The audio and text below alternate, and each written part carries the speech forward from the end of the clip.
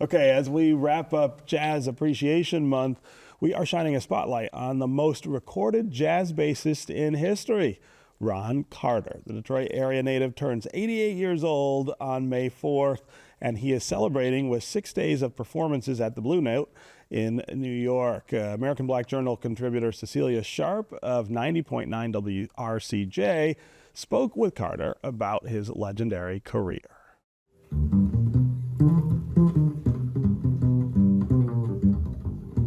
So you started playing the cello at the age of 10 and then switched to bass at Cass Tech High School. And you were classically trained throughout that time and all the way during your time at Eastman. And you transitioned to jazz. What made you transition to jazz? I started at about 12 playing the cello. I was a cellist for a really long time. And I was a cellist until my senior year at Cass Tech. And I noticed that two things were happening, Ms. Sharpe. One, when the PTA meetings and teacher faculty meetings would have conventions, they would go around to the Detroit School Music Department and pick out some music ensembles for what we call wallpaper music during these conventions, you know. As an African-American kid, I never got those offers. And I thought I played as good as everybody else. And I was very good at math. I looked around one day and the bass player in the orchestra was graduating. And if he left, there'd be no bass player. And my edition said, okay, well, if there's no one left but me playing the bass, then they'll have to call me. And so Eastman School of Music was having auditions at this time for incoming freshman students for the coming fall term. And I got a chance to audition as a bass player, and he decided that I was a good candidate to get a scholarship to go to Eastman as a bass player. So my classical training went from Cass Tech, underrepresented of a person of color, to Eastman School of Music with better odds of getting a chance to play music that I had been studying all my life as a classical player. And as I'm at Eastman now, I'm third year, fourth year, I'm still getting better and better instrument. I'm realizing I'm feeling the same kind of draft. And that's to say that they post notices on the bulletin board, but they would never explain to the people of color what that really meant for them as far as jobs, auditions here and auditions here. And they didn't really encourage us to investigate the bulletin boards, you know.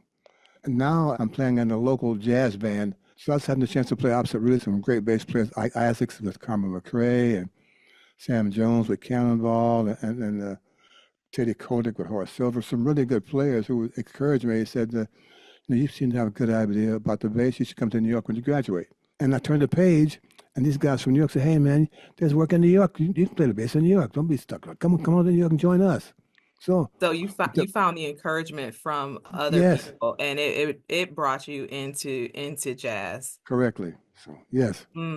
Now I noticed on your first two recordings, you were playing quite a bit of cello. Was it the style of music that was being played, or was it your desire to continue to incorporate the cello that caused you to record on the cello as well? I just thought I had enough experience to play the instrument. I don't know if I could make a record on it, because playing is one thing, but to go into the studio and play the same instrument with another environment, with the pressure and the limited space and the limited time, and these wonderful players who are already more experienced than I am, it's a whole other kettle of fish. Am I a big fish in a small pond, or can I go with the sharks? And these guys are the sharks, you know? And you want to test out to see if you can swim with the sharks. I went to school with these guys. Yeah, they gave me a lesson every night. There's another page in the book of how to get better doing this.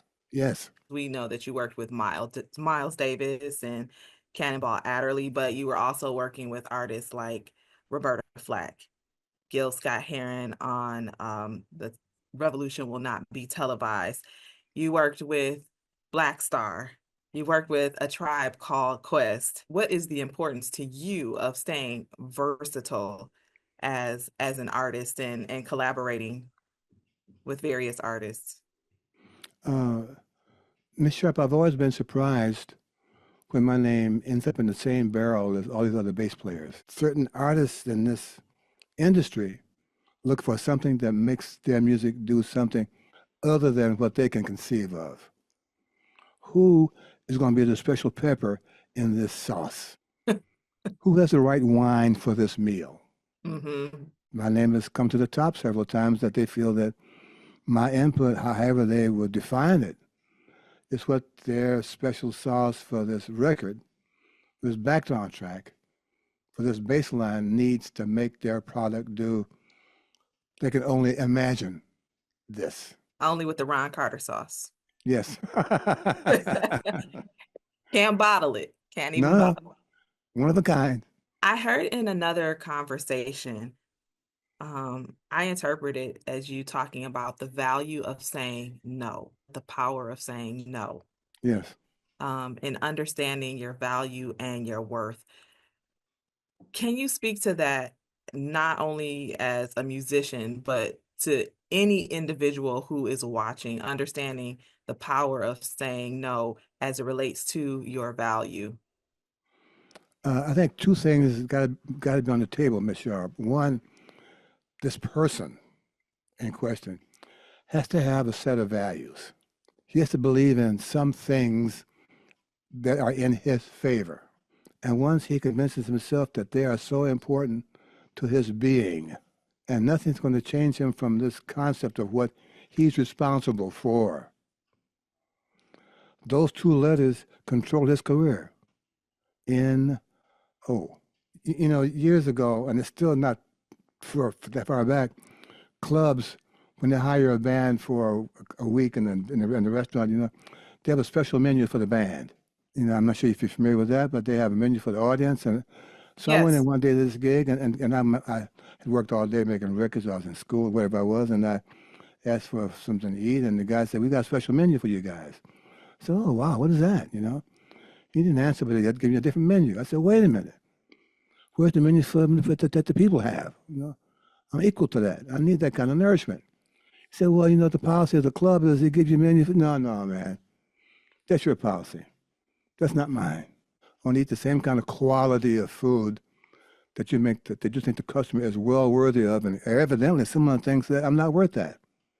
Well, no menu, no music. Good night. And I kind of accepted that view as that's my view of knowing when no is critical to my viewing of my survival and what I think I need to be able to make my presence not just necessary, but physically capable of doing the job I'm being hired to do. Do you have any advice for people on building that confidence to say no? I think, Miss Sharpe, I think what they have to do is what really feels good to them when they see them in the mirror. I think they have to understand that they're representing their view to a bunch of strangers every night. People see them walk on the stage as a guy holding an instrument. They have no idea what this person's values are once they stop playing. I want these people to know that I am somebody. I'm playing the bass 2 shows a night. That's for like the hour and a half. But for the other 21 hours of the day, I got something else going on up here that I'm responsible for when I'm not playing the bass. Right. Look at what else I do. What else am I in favor of? And what else can I say no to and feel okay?